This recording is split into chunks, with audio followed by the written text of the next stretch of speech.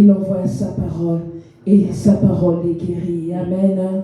Nous invitons sous nos acclamations l'homme de Dieu qui va s'approcher de bishop pour nous apporter la parole de Dieu ce soir. Alléluia.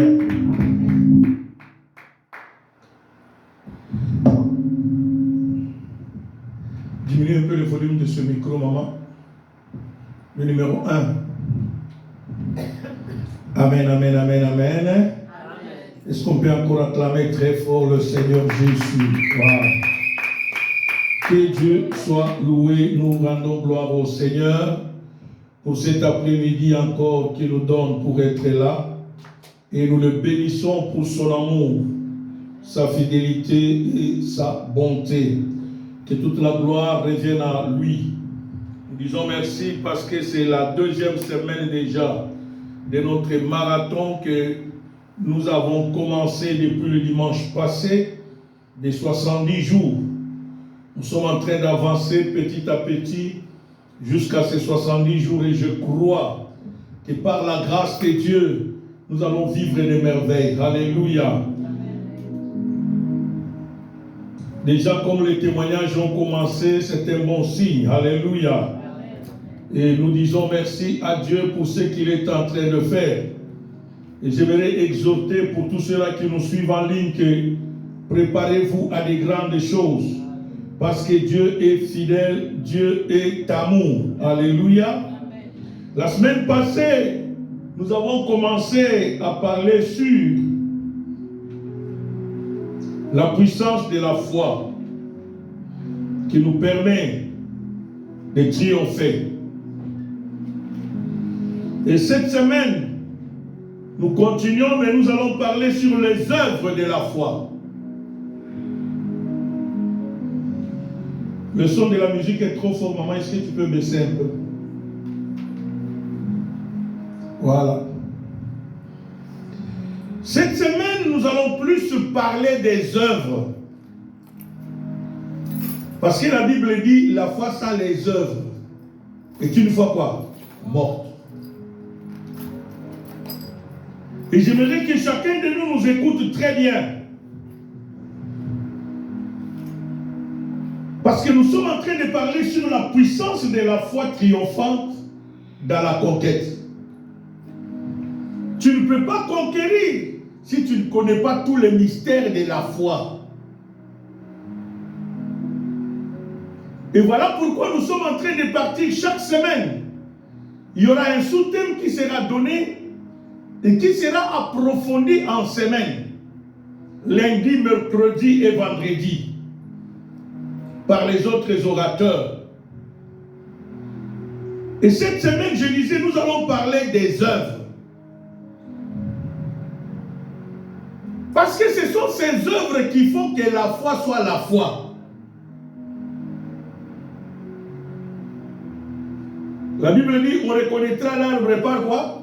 Ses fruits. Tu ne peux pas aller à un manguier pour aller chercher des avocats. Ça ne se fera jamais.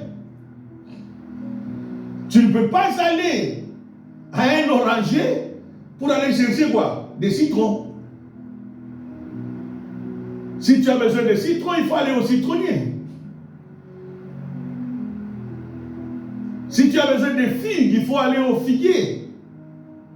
C'est ainsi. Tu ne peux pas chercher la foi sans les œuvres. La foi marche de pair avec les œuvres. Les œuvres, ce sont les actes que nous posons, que nous sommes en train de poser, qui nous permettent de témoigner notre foi. Amen. Et comme première œuvre de la foi, j'aimerais nous amener directement, bien-aimés, dans le vif du sujet. Parce que cette semaine, nous voulons que cette fois-ci, bien-aimés, si tu t'accroches à ces choses, que Dieu te fasse grâce de vivre la foi. Le mal est que nous écoutons la parole sans la mettre en pratique. Et c'est là, tu peux dire que j'ai la foi, mais tu n'as pas la foi. aussi longtemps que tu ne mets pas ta parole quoi? En pratique. Premier point qui nous permet que je crois, je l'ai toujours dit,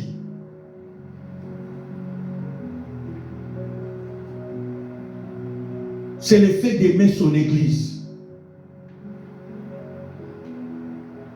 Aimer l'église ne doit pas rester dans ta bouche, mais doit être dans la pratique.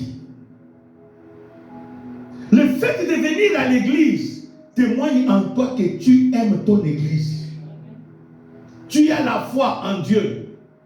Pourquoi? Parce qu'à l'église, il y a une promesse qui a été dite.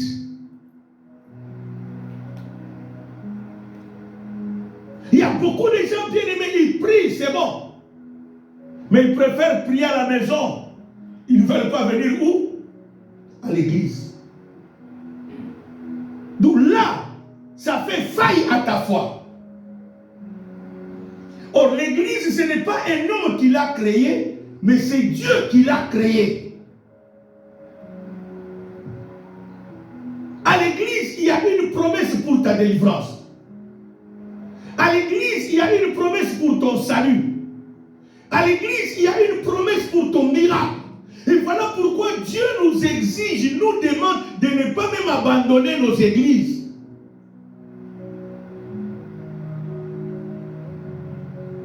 Voilà pourquoi quelqu'un qui dit qu'il croit ne peut jamais abandonner son église. Luc chapitre 2.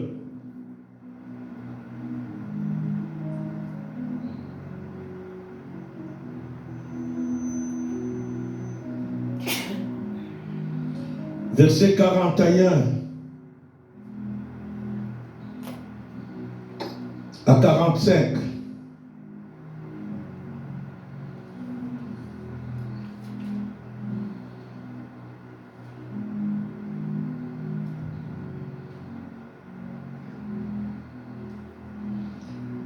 Madame Lubamba, si tu peux nous lire là, s'il vous plaît. Luc chapitre 2, versets 41 à 45. Je lis au nom du Seigneur. Amen. Les parents de Jésus allaient chaque année à Jérusalem à la fête de Pâques. Lorsqu'il fut âgé de 12 ans, ils y montèrent selon la coutume de la fête. Puis quand les jours furent écoulés et qu'ils s'en retournèrent, l'enfant Jésus resta à Jérusalem. Son père et sa mère ne s'en aperçurent pas. Croyant qu'il était avec leurs compagnons de voyage, ils firent une journée de chemin et le cherchèrent parmi leurs parents et leurs connaissances. Mais ne l'ayant pas trouvé, ils retournèrent à Jérusalem pour le chercher. Amen. Amen. Ici, on nous parle de Jésus dans son enfance. Et la Bible dit, avec ses parents, Marie et Joseph et Marie, ils avaient l'habitude d'aller à Jérusalem, là où il y avait le temple. Alléluia. Mais dans ces 12 ans, enfant qu'il était, il aimait aller où? Au temple. Et la Bible nous dit, ce jour-là, quand ils sont allés au temple, Jésus est resté où? Au temple. Il aimait l'église. Si Jésus, qui est notre Seigneur, depuis à l'âge de ses 12 ans, il préférait rester où? Au temple. On ne dit pas qu'il est resté au stade en train de jouer. Mais il est resté où? Au temple. Pourquoi était-il resté au temple? Parce que c'est là qu'il y avait la parole de Dieu. Mais quand nous aimons notre église, la foi vient, tu vas entendre la parole de Dieu où? Ce n'est pas au marché. Ce n'est pas au cinéma.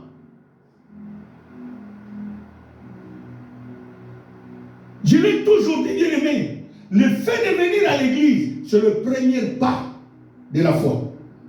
Tu crois en l'existence de qui? De Dieu. Tu crois que Dieu existe. Vu que tu crois que Dieu existe, je t'annonce une bonne nouvelle. À l'église où tu viens, il y a une promesse. Et un jour, cette promesse finira par s'accomplir dans ta vie. Alléluia. Matthieu chapitre 21, versets 12 à 14.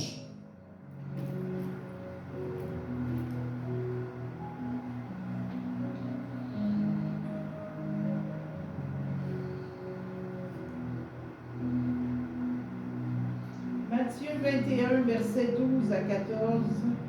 La parole nous dit, Jésus entra dans le temple de Dieu. Il chassa tous ceux qui vendaient et qui achetaient dans le temple.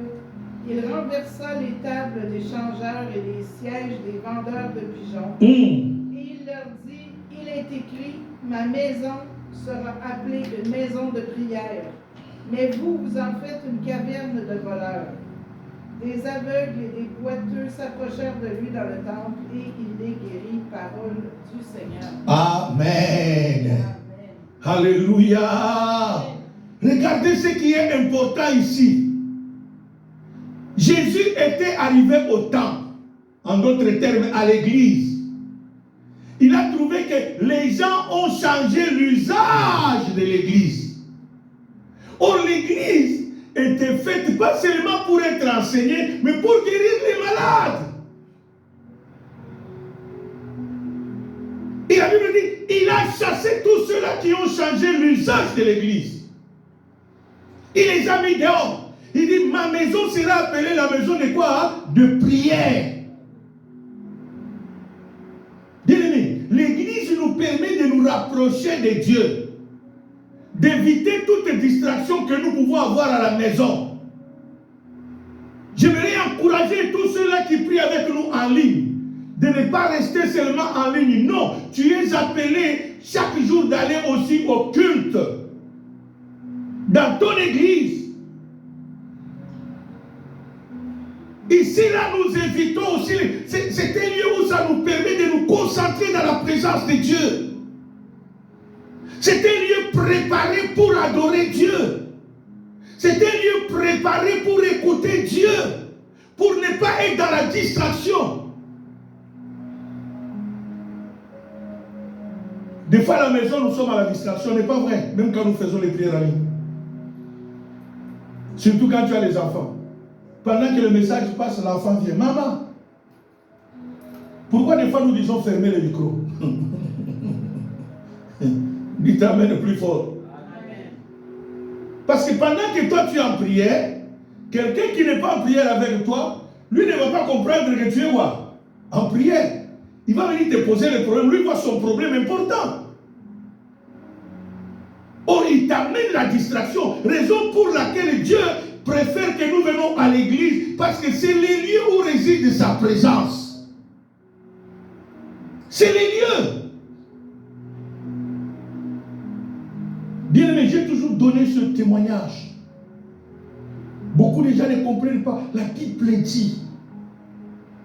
Ce n'est pas pour rien que Daniel, dans son jeûne, la Bible dit, les portes de ses fenêtres étaient ouvertes en direction de Jérusalem, où il y avait quoi? Le temple de Dieu. Pourquoi? Parce qu'il y avait la promesse de Dieu. Il avait foi de ce qui s'est passé là-bas à Jérusalem. Et à cause de cette foi-là, Dieu a exaucé la prière de qui? De Daniel.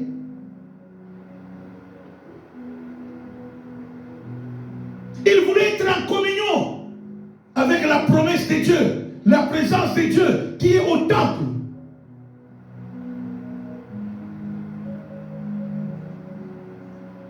Et la Bible dit, après avoir chassé ceux qui avaient changé l'usage de l'église, on approcha les aveugles et les malades, et Jésus les guérit. Alléluia. Amen. Deuxième des choses qui témoigne notre croyance, que nous croyons en Dieu, c'est le fait d'aimer la prière. Quelqu'un qui croit ne doit pas arrêter de prier. Quelqu'un qui croit ne doit pas quoi? Arrêter de prier. Parce qu'il y a des gens qui ont cette confusion, ils croient que non, parce que j'ai déjà prié, c'est comme si... Non, la Bible nous recommande même la persévérance de la prière. Aussi longtemps que je n'ai pas vu ce que je cherche, je ne vais pas arrêter de quoi? Hein? De prier. Aussi longtemps. C'est comme ça que beaucoup d'entre nous, leur prière reste inexaucée. Parce qu'ils prient lundi, mardi, ils refusent de prier. Mercredi, il attend encore un autre quoi? Lundi. Non. Marc 11, 24. Que nous dit la Bible?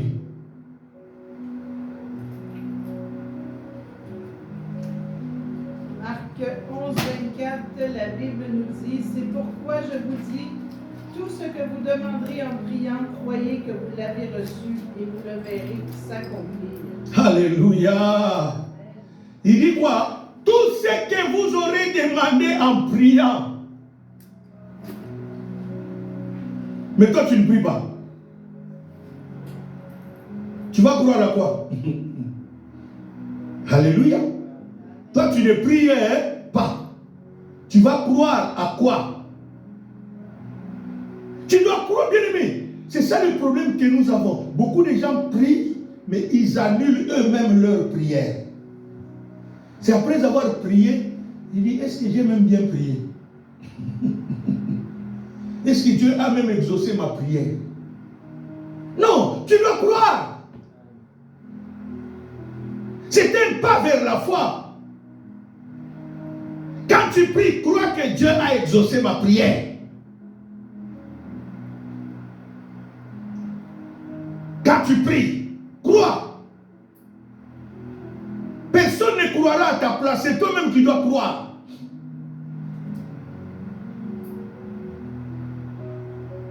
Et tout ce que vous aurez demandé, quoi? Est-ce que la Bible précise quelque chose là? Il dit, la Bible dit tout. Quand la Bible dit tout, c'est tout. Même l'intelligence, il est dans le tout. La santé, il est dans le tout. Le travail, il est dans le tout. Qu'est-ce que tu veux? Les papiers, il est dans le tout. Qu'est-ce que tu veux? La voiture, il est dans le tout là. Tout ce que vous demanderez en priant. La Bible dit pas en parlant, mais en quoi? Nous aimons beaucoup parler que prier. C'est là le problème. Dieu nous demande de prier, bien-aimé. D'avoir plus de temps de prier. Tu dois croire que ce que je suis en train de demander à Dieu dans ma prière là, Dieu va exaucer. Parce qu'il a dit, tout ce que vous aurez demandé en priant, croyez que vous l'avez quoi? Reçu et vous le verrez quoi? Qu'est-ce que tu demandes? Jésus le dit même dans Matthieu, demandez, l'on vous donnera. Il dit, on donne à celui qui a quoi? Demandé. On ouvre à celui qui a quoi? Celui qui cherche, il fait quoi? C'est quand tu cherches, tu vas trouver. Mais aussi longtemps que tu ne cherches pas, tu ne le verras jamais. Oh, j'ai perdu mes lunettes. Est-ce que tu as cherché? Des fois, moi, j'ai cette habitude-là. Je n'ai pas cherché la chose, mais je réclame que j'ai perdu quelque chose. Je n'ai pas cherché. Oh, il fallait que je me mette debout, que je fasse quoi? Que je cherche. Oh, mon affaire s'est perdue. Non, ça ne t'est pas perdu. Est-ce que tu as cherché? La Bible dit, celui qui cherche, trouve. Bien, cette semaine, nous voulons prier. Je ne pleure, il y en a d'autres qui s'embarquent dans la ligne en prière, mais pendant qu'on prêche, il dort, il a laissé même le micro et commence à ronfler. Et puis à la fin, il va venir, oh papa, j'ai des problèmes. J'ai dit cette fois-ci, je ne prie pour personne, je vais prier pour moi-même. Pourquoi? Parce qu'il y a des gens qui veulent qu'on prie pour eux, mais eux-mêmes ne veulent pas prier. Bien aimé, dans la prière, laisse-moi vous nous dire la vérité. C'est toi qui peux mieux prier pour ta propre vie. Parce que c'est toi qui connais ce que tu vis. C'est toi qui comprends bien ce qui te dérange. C'est toi qui connais très bien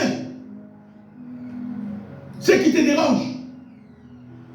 Si tu ne pries pas, personne ne pourra pas comprendre la souffrance que tu as. Personne ne comprend pas mieux la souffrance que tu as si ce n'est que toi-même. Voilà pourquoi tu es appelé à prier. Romains chapitre 8, verset 26.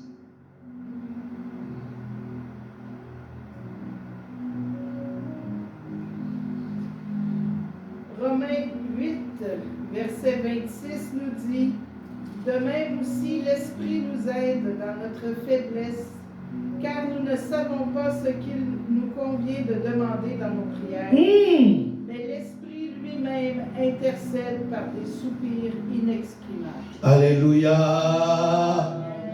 La Bible dit quelque chose de très important. Il dit, car nous ne savons pas ce qu'il nous convient de demander dans nos prières. Il dit, car nous ne savons pas. Il dit, même toi-même, des fois, tu ne sais pas ce qu'il te faut demander à Dieu. Alléluia. Même toi-même, tu ne sais pas ce qu'il te faut demander quoi? À Dieu. Dans tes faiblesses. Tu crois que non, ce que je demande à Dieu, c'est bon. Mais la Bible dit, le Saint-Esprit nous aide. Pourquoi il doit nous aider? Parce qu'il connaît nos faiblesses. Il connaît ce dont nous avons besoin. Voilà pourquoi nous ne devons pas arrêter. Même si je suis faible, même si je ne connais pas ce qu'il convient, moi je dois demander. Dites Amen le plus fort. Je ne connais pas ce qu'il faut demander. Moi, je dois quoi? Demander. Moi, je dois prier. Même si ma prière est faible, je dois prier. Dans cette faiblesse-là, le Saint-Esprit va faire quelque chose. Parce que c'est son travail. Même si je ne sais pas formuler les phrases, il y a quelqu'un qui m'a posé la question. Mais vous prenez 2 heures du temps de prière pour faire quoi? Qu'est-ce que vous parlez à Dieu? Je connais cette question, Sœur José, un jour m'a posé aussi la même question. Mais aujourd'hui, je vois que tu pries aussi longtemps. Hein? Je me pose la question, qu'est-ce que tu demandes aussi à Dieu? Qu'est-ce que... C'est ça le problème. Quand on ne connaît rien, c'est pas pour la Bible dit, mon peuple est détruit parce qu'il manque quoi? Au départ, tu te poses, mais ces gens-là, ils prient pendant 2 heures. Qu'est-ce qu'ils demandent à Dieu? Mais plus tu demandes, même si c'est petit, même tout ce que tu pourras demander, le Saint-Esprit sait ce qu'il te faut. Toi, demande seulement. Toi, prie. Quel que soit le temps que ça va prendre, prie. Ça ne marche pas, prie. Ça marche, prie. Ça ne va pas, prie. Ça va, prie. Prie, c'est ça ce que nous voulons nous dire, bien-aimés. Pendant les 70 jours ici, Dieu nous recommande de demeurer dans la prière. Il veut que nous quittions l'étape des bébés. C'est ça ce que je peux dire. Un enfant, c'est celui qu'on doit donner toujours.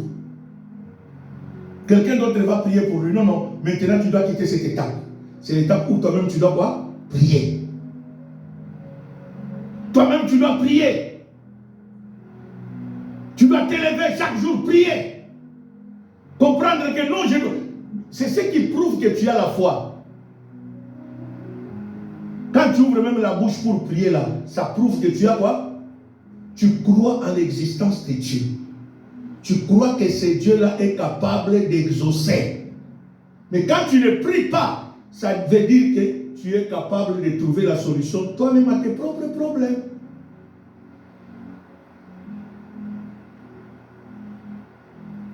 va dire que mais la semaine passée on a parlé de prière, oui.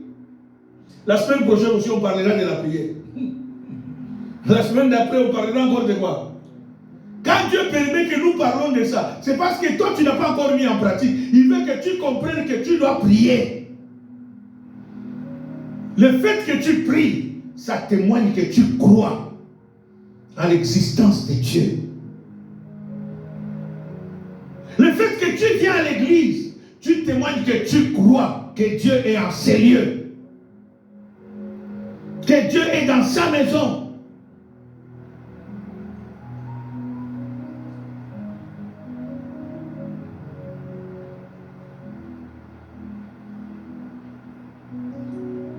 Troisième des choses. Troisième œuvre de la foi. Croire dans les promesses de Dieu.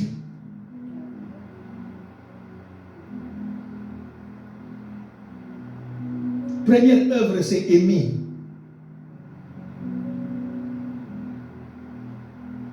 Deuxième œuvre, c'est prier. Troisième œuvre, c'est croire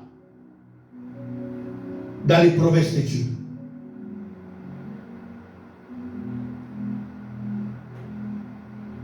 Alléluia. Bien, mais tu es appelé à croire. Si tu n'as pas de promesses de Dieu, que je peux des fois appeler un message prophétique ou une vision que Dieu t'a révélé à toi, crois même dans le verset biblique. Amen. La Bible que nous avons, c'est une Bible de promesses. Il y a pas mal de promesses dans cette Bible. Toi-même, si tu ne crois pas, rien ne va se passer. Toi-même, si tu ne crois pas.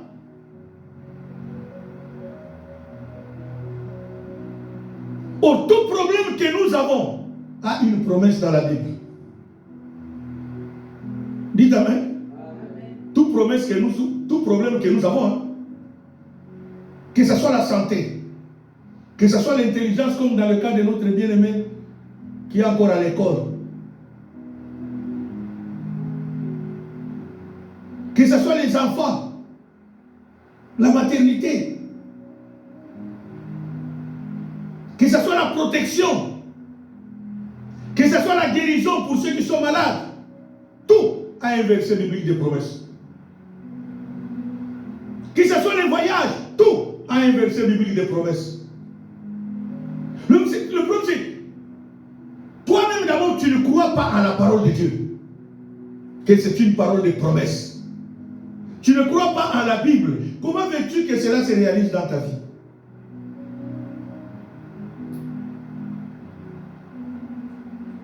Si tu n'as pas une révélation de Dieu, si tu n'as pas une prophétie de Dieu, mais crois à la parole de Dieu.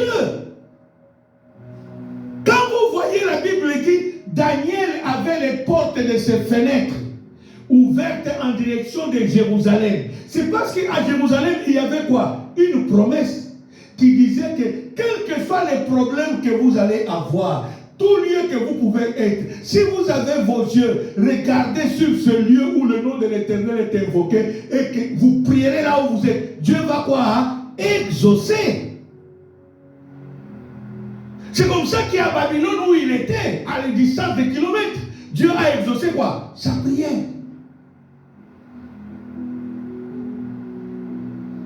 S'il l'a fait pour Daniel, il peut le faire aussi pour toi. Prenons la Bible. 2 Chroniques chapitre 20.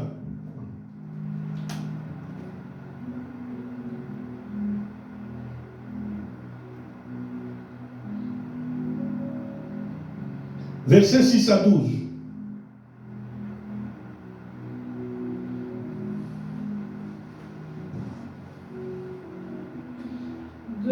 Chroniques chapitre 20, versets 6 à 12. La parole nous dit, et il dit, Éternel, Dieu de nos pères, n'es-tu pas Dieu dans les cieux? Et n'est-ce pas toi qui domines sur tous les royaumes dans les nations? N'est-ce pas toi qui as en main la force et la puissance, et à qui nul ne peut résister? N'est-ce pas toi, ô notre Dieu, qui as chassé les habitants de ce pays devant ton peuple d'Israël, et qui l'a donné pour toujours à la postérité d'Abraham qui t'aimait? Ils l'ont habité, ils t'y ont bâti un sanctuaire pour ton nom, en disant: s'il nous survient quelque calamité, l'épée, le jugement, la peste ou la famine, nous nous présenterons devant cette maison et devant toi, car ton nom est dans cette maison. Nous crierons à toi du sein de notre détresse, et tu exauceras, et tu sauveras. Maintenant, voici les fils d'Ammon et de Moab, et ceux de la montagne de Séhir, chez lesquels tu n'as pas permis à Israël d'entrer quand il venait du pays d'Égypte, car il s'est détourné d'eux et ne les a pas détruits. Les voici qui nous récompensent en venant nous chasser de ton héritage, dont tu nous as mis en possession. Ô notre Dieu, n'exerceras-tu pas tes jugements sur eux? Car nous sommes sans force devant cette multitude nombreuse qui s'avance contre nous, et nous ne savons que faire, mais nos yeux sont sur toi. Tout Juda se tenait debout devant l'Éternel, avec leurs petits-enfants, leurs femmes et leurs fils. Amen.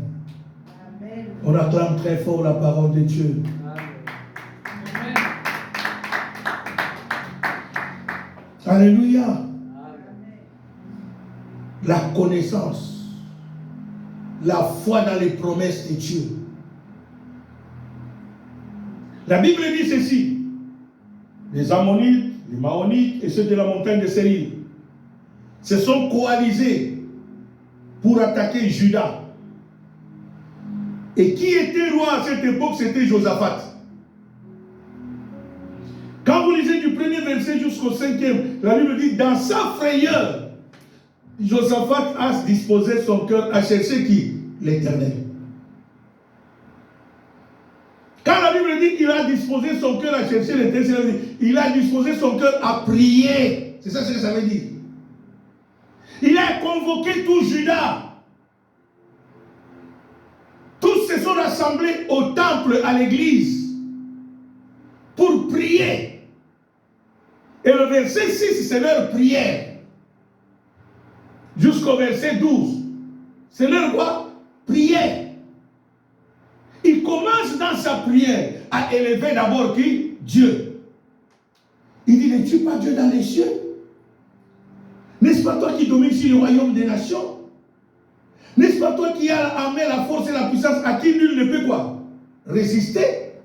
Donc ils élèvent Dieu dans la prière, ils témoignent combien Dieu est grand, ils croient dans ce que Dieu est. Et après quoi, ils commencent à rappeler au verset 7 les promesses de Dieu. Il dit: n'est-ce pas toi, ô notre Dieu, qui as chassé les habitants de ce pays devant ton peuple, et qui l'a donné pour toujours à la postérité d'Abraham qui t'aimait? Il rappelle à Dieu quoi? Les promesses. Il dit: ils t'ont bâti.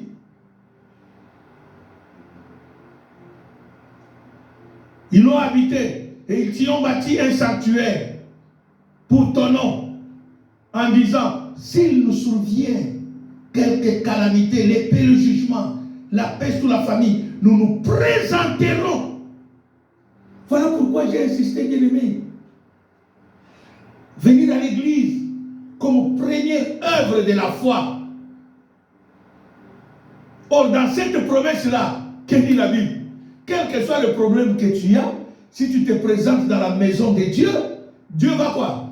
Exaucer. Et là, Josaphat a amené le peuple dans la maison de Dieu.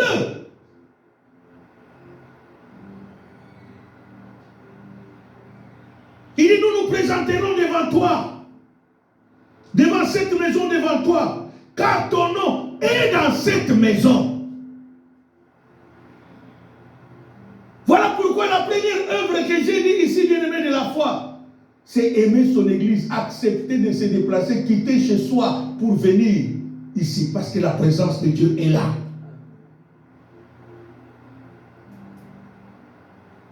J'ai toujours donné ce témoignage, bien-aimé. Nous étions sur Saint-Laurent. Il y a un frère que Dieu a guéri à notre temple, là sur Saint-Laurent. Ce frère était frappé de paralysie. On a volé même son intelligence. Il ne pouvait pas sortir.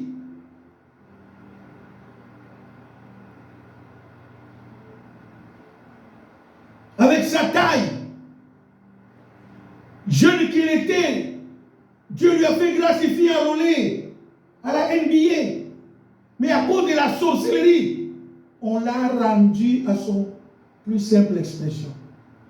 Malade, à la veille d'aller où?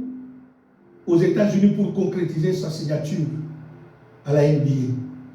Or, vous savez, la NBA, ce n'est pas n'importe quoi. Hein? Le minimum du salaire là-bas, c'est pas moins de $800, hein? 800 000 $ américains. Le minimum. Par an. Même, je peux dire $1 million. Parce que c'est le basket professionnel. Et cet enfant-là fut enrôlé là-bas. Par mégarde, je ne sais pas qu'est-ce qui s'est passé. Les parents ont partagé dans cette joie avec les gens qui sont au pays. La sorcellerie a bloqué l'enfant. Comment ça doit être toujours eux? Comment ça doit être toujours eux? Et l'enfant est tombé malade, jusqu'à être paralysé dans une chaise roulante. Il ne pouvait plus marcher. L'enfant ne pouvait plus aller aux États-Unis, aller jouer au basket. Pourquoi? La sorcellerie l'a détruit.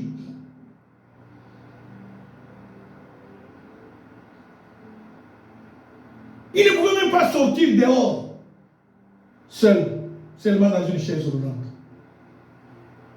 Sa mère qui venait des fois, quand on avait des séminaires, on invitait sa mère venait assister au séminaire chez nous.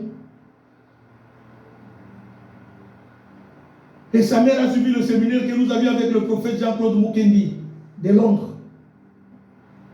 Et à la fin, sa mère a reçu le prophète. Le prophète lui a donné, non, dit à ton enfant, il peut me suivre parce que je prêche sur Internet. Et un jour, cet enfant, pendant qu'il suivait à l'Internet, chaque lundi que le prophète passait sur Internet, il entend une voix qui lui dit, fais venir ces messieurs à Montréal, il priera pour toi et tu vas marcher. C'est comme ça que le prophète est venu. Et eux, ils se sont préparés avec sa mère pour loger même le prophète chez eux. J'ai dit non, chez eux, il n'y a pas de promesse. La promesse est à l'église. Dites le plus fort. La promesse est où? Ils sont passés chez Canadian Tire, j'ai acheté un matelas gonflable. Je les ai déménagés, et lui et sa mère. Et vous allez commencer à dormir ici à l'église. Là, sur Saint-Laurent. Vous allez commencer à dormir ici. Moi et mon épouse et le prophète Jean-Claude. Le prophète est arrivé mardi. Le même mardi, vers minuit, nous étions à l'église. On a prié avec eux jusqu'à 3 h du matin. Le mercredi, le séminaire commence. On finit vers 21 h. On va à la maison. Il mange quelque chose. Minuit, on revient à l'église, on prie. Le jeudi encore. La veille de vendredi à samedi, c'est là que le miracle s'est passé. Nous étions en train de quoi? De prier. Et la prière c'était Seigneur, sauve cet enfant. Nous étions partis dans la salle. Subitement, là où il était au fond là-bas, il a senti quelque chose passer dans le corps, dans son corps. Il s'est mis debout, il a commencé à marcher lui-même. Amen. Alléluia. Amen. Personne ne l'a touché. Pourquoi? Parce qu'à l'église, il y a une promesse de quoi? De Dieu. C'est pour cela même Josaphat a amené le peuple de Dieu au temple. Il dit non, allons-y chercher Dieu. Il n'y a que lui qui peut combattre pour nous. Il n'y a a que lui, bien-aimé. Quand nous vous demandons de venir, ce n'est pas pour rien, c'est parce qu'ici, il y a la présence de Dieu. Dieu est dans sa maison. Et quand ils ont prié Josaphat, la Bible dit quoi? Il dit, nous crierons à toi du sein de notre détresse. Tu exauceras et tu sauveras. Alléluia. C'est pas chez toi, c'est ici au temple, bien-aimé. Quand tu prends le courage de quitter chez toi, c'est pour cela que j'ai toujours apprécié tous ceux-là qui viennent prier, surtout chez nous au Canada, ici, pendant l'hiver. Tu n'as pas de voiture, tu prends le métro, tu prends le bus, tu sors sous le froid, des fois avec la neige, avec des bottes. Tu as la voiture, des fois il faut déneiger quoi. Tout ça, c'est le sac. Dieu voit que tu crois qu'il peut exaucer ta prière. Et un jour, le sacrifice que tu fais là va payer. Alléluia. Et ils ont dit à Dieu, nous sommes un peuple sans force. Devant cette multitude qui fait quoi? Qui s'avance. Mais nos yeux sont quoi? Sur toi. Croire dans les promesses de Dieu. Croire que Dieu est capable de sauver. Que Dieu est capable d'exaucer. Et la Bible déclare, quand vous lisez à partir du verset, il n'y avait pas de prophète à cette époque-là. Dites amen. Il n'y avait pas quoi? Mais Dieu a suscité au milieu d'eux. Il a remis un don de prophétie à quelqu'un au milieu d'eux qui a prophétisé seulement ce jour-là et sa prophétie s'est arrêtée. On ne parle plus de lui encore dans la Bible. C'est seulement ce jour-là. C'est pour dire quoi? L'exaucement de ta prière. Dieu peut susciter un prophète spécial pour toi. Dieu peut susciter un médecin spécial pour ton cas. Dieu peut susciter une personne ce jour-là. Tu viens à l'église comme d'habitude, tu ne sais pas ce qui t'attend. Or, ce jour-là, c'est pour cela que j'ai toujours dit, bien-aimé, quand tu viens à l'église, crois. Peut-être c'est dans la modération. Tu ne sais pas qui Dieu va utiliser pour ton cas. Et à quel moment que Dieu va quoi l'utiliser. Tu ne sais pas. Tu ne sais pas. Est-ce que c'est le prédicateur? Qu'est-ce qu'il va dire? Tu ne sais pas. Peut-être c'est dans toutes ces paroles qu'il dira là, il va lâcher seulement une simple parole. C'est celle-là qui est ton miracle. Quand tu saisis ça, tu as ton miracle. C'est comme ça que la Bible dit au verset 13, Dieu a suscité au milieu d'eux un garçon qu'on appelle Jacaziel. Bien aimé, même quand Jacaziel a prophétisé, tout le monde se doutait de sa prophétie. Pourquoi? Parce qu'il n'était pas de la race des Lévites et des sacrificateurs. Amen. Tout le monde se commence à murmurer. Ce garçon-là qui a prophétisé, il vient d'où? Qui est son père? Qui est sa mère? De quelle tribu? Quand le roi a vu ça, cette confusion, c'est comme ça au verset 20, le roi Josaphat dira, confiez-vous en l'Éternel. Vous serez quoi? Affermis. Mais en ce prophète, vous réussirez. Dites amen le plus fort. Amen. Si nous nous sommes confiés à Dieu, Dieu va nous affermir. Mais il a ses serviteurs. Si nous faisons confiance à ces garçons comme serviteurs de Dieu, Dieu là, nous allons réussir. C'est là que tout le monde se ressaisit. Ah, arrêtons de murmurer. Parce que des fois, ce qui nous bloque, c'est ça. Tu pries.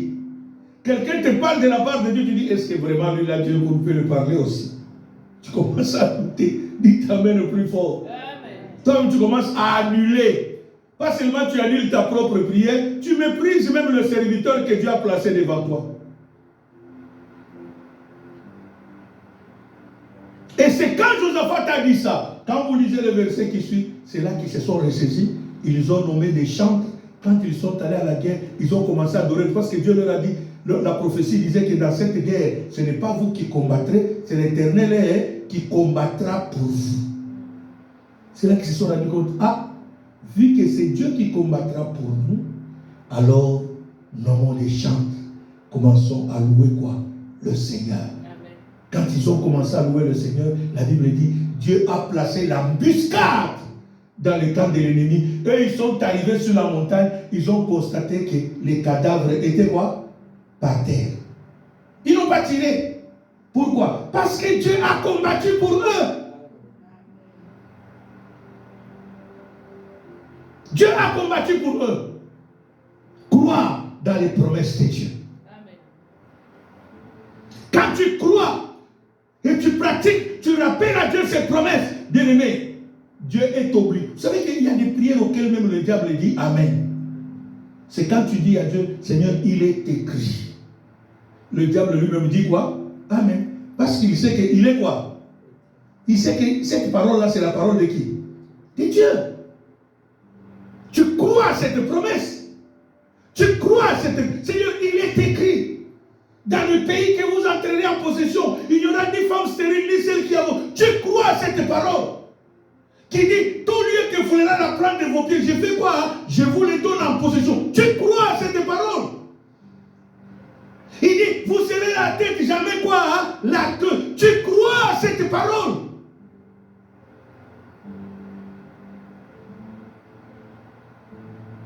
Quatrième œuvre pour terminer de la foi, l'obéissance et le respect.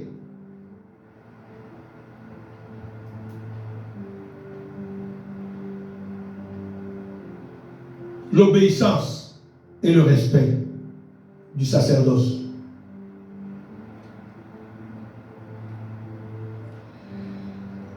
Bien-aimé, Dieu, dans la façon où il a fait les choses, il ne descendra plus du ciel. Pourquoi? Parce qu'il a donné l'autorité à ses serviteurs. Ce qui nous bloque, c'est quoi? Nous sommes très orgueilleux devant les hommes et les femmes que Dieu a établis devant nous. Et nous manquons du respect envers ces personnes. Des fois, nous les minimisons. J'ai toujours dit cette affaire bien-aimée dans le Seigneur. Les hommes que Dieu nous place devant nous, ce sont des êtres humains. Alléluia. Amen. Ils ont des qualités, ils ont aussi des faiblesses. Mais Dieu se sert plus de leurs qualités. Alléluia. Amen. Dieu se sert plus de quoi? Mais si toi tu continues à regarder quoi? Les faiblesses, tu seras bloqué. Et c'est ce qui nous bloque aujourd'hui, qui font que beaucoup d'entre nous, bien-aimés, leur vie est bloquée. Dieu ne descendra jamais du ciel. Il a déjà accordé cette grâce à ses serviteurs.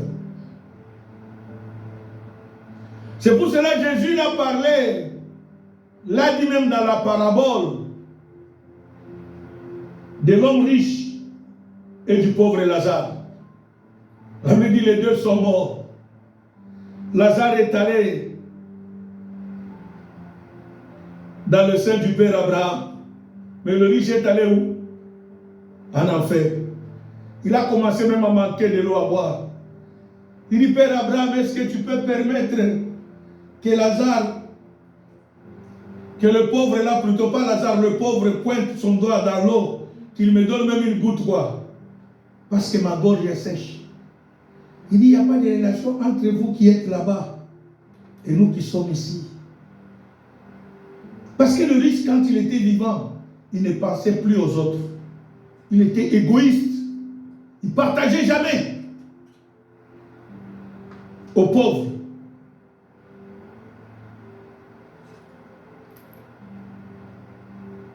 Il dit, lui, s'il vous plaît,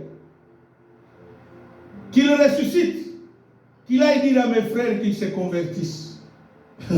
J'aime beaucoup ce verset-là. Ce verset-là dit quoi? Ils ont des pierres des Moïse qui sont là, s'ils ne se convertissent pas, ces gens-là, en d'autres termes, les Kabeya sont là. Les Lubamba sont là. Si tu les écoutes pas, ça te regarde. Dis ta main le plus fort. Amen. Tu attends quelqu'un qui sera ressuscité pour que tu crois à lui. Dieu dit non, non, il ne va pas ressusciter personne. Ceux-là qui sont là, écoute-le quand il te parle. Sois obéissant. 2 Rois chapitre 4, versets 1 à 7. Pour terminer.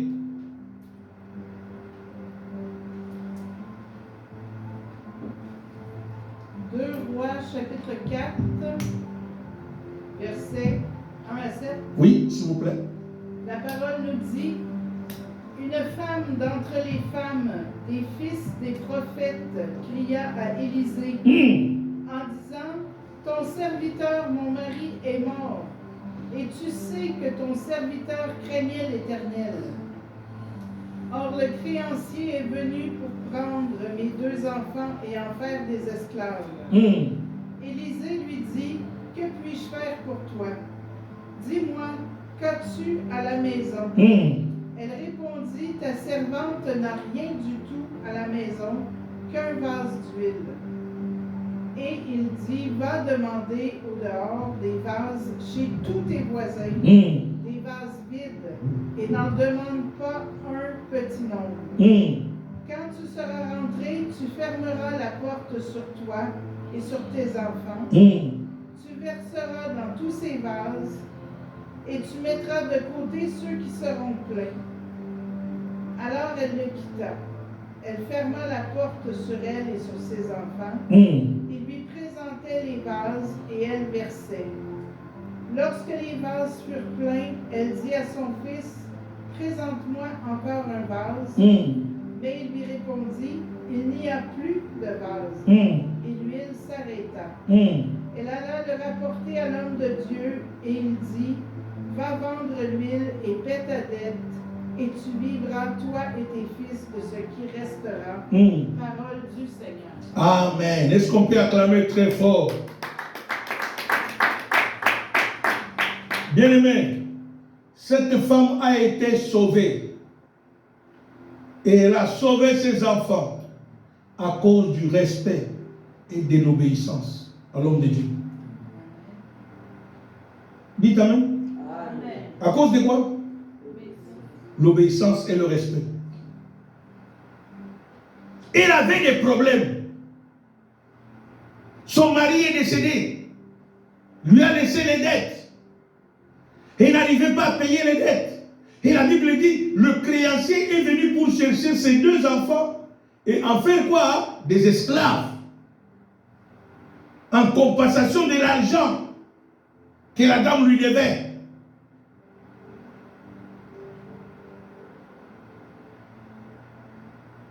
Mais bien aimé, écoutez bien.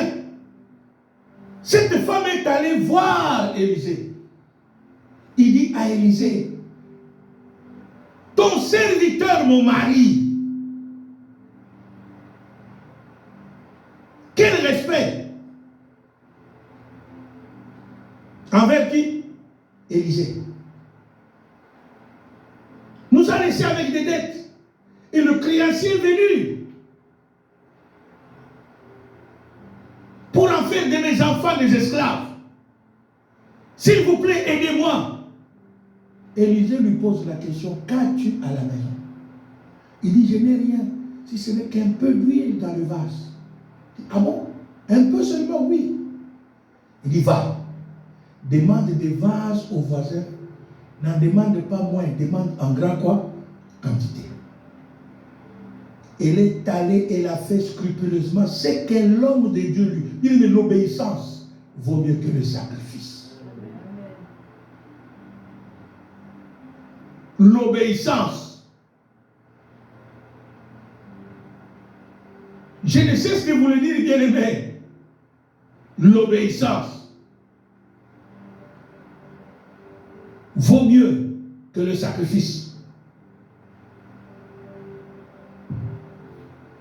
Quand tu obéis à Dieu à travers ses serviteurs qu'il a placés devant toi, ils peuvent te demander demander quelque chose, bien-aimé, fais-le. Alléluia. Fais-le. Ce n'est pas une chose de hasard, non. Chez Dieu, le hasard n'existe pas. Dieu peut te parler par son serviteur et son serviteur lui dit fais-moi ça. Ce n'est pas c'est parce que tu es important plus que tout le monde. Non. C'est Dieu qui veut se servir de cette action-là pour opérer un miracle dans ta vie. Pour opérer un miracle. Mais des fois, nous passons à côté. Nous désobéissons. Nous voulons donner des justifications sans comprendre